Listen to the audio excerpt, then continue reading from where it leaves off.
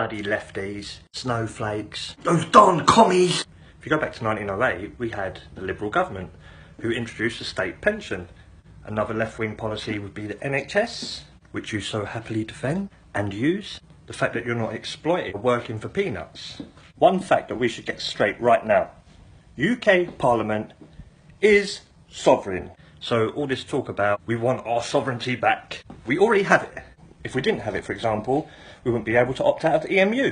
We said we don't want the euro, we want to keep our pound sterling. If we was not sovereign, we would not be able to do that. We would have just had to sign up with the euro. Did we sign up with the euro? I don't think so. When the Syrian refugee crisis took place, we opted out of meeting the EU quota for how many refugees we should take in. In fact, the EU stated that no person should be working more on average than 48 hours a week. John Major opted out. What about Schengen? Oh, that's right, we opted out. Now, if we had no control and we was not a sovereign state and we had no power whatsoever over these matters, how did we opt out? That kind of defeats the argument, doesn't it? I mean, the EU, they want to introduce good things. Clean, unpolluted air. Clean drinking water. Also clean water to swim in. No, we shouldn't be diving in a pile of shit. People go on about EU laws that we implement here. The things that we do implement are good things. The things that we don't like, we opt out. I mean, fishing, for example. We have 12 nautical miles from the coast. That is our waters.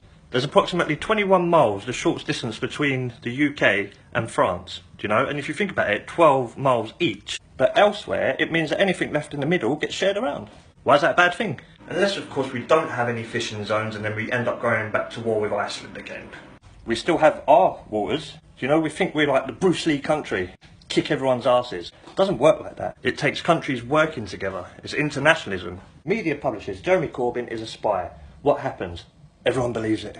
We talk about freedom of the press, but Jeremy Corbyn was right. Who owns the press? It's not really free, is it, when someone wants to sway your opinion a certain way, if it benefits them, like Rupert Murdoch. The right is all for exploitation. If they could have you working for £1.50 an hour, they would do it. They don't care about you, they don't care you've got to pay your rent, your bills, got to take your kids to McDonald's. They don't care about any of it. They just want to exploit, exploit, exploit. When you are calling someone a leftie, thinking that you're insulting them, actually, if you use the NHS, if you have a state pension, if you live in a council home or housing association property, you know, most of the good, decent laws that we have were introduced by liberals and the left. I mean, what does the right stand for? Capital punishment, exploitation, hatred of immigrants. Damn those immigrants. No human rights. You believe in privatisation, which is elitism, and that takes us back to medieval England. We are not fighting for some form of independence because we already have it. We're just part of a union. All this talk of bananas, Jesus Christ.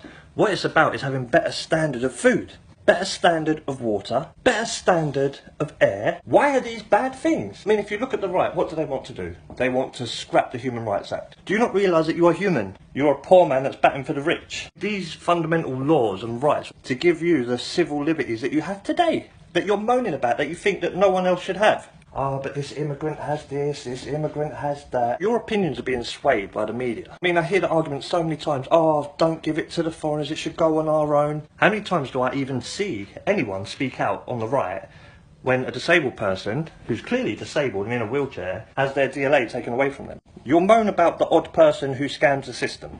Maybe, just maybe, your opinions have been swayed by private elitists that actually want you to vote away from the things that benefit the majority of us. So when you're calling someone a leftie, it doesn't really make sense because I'd be more insulted to be on the right.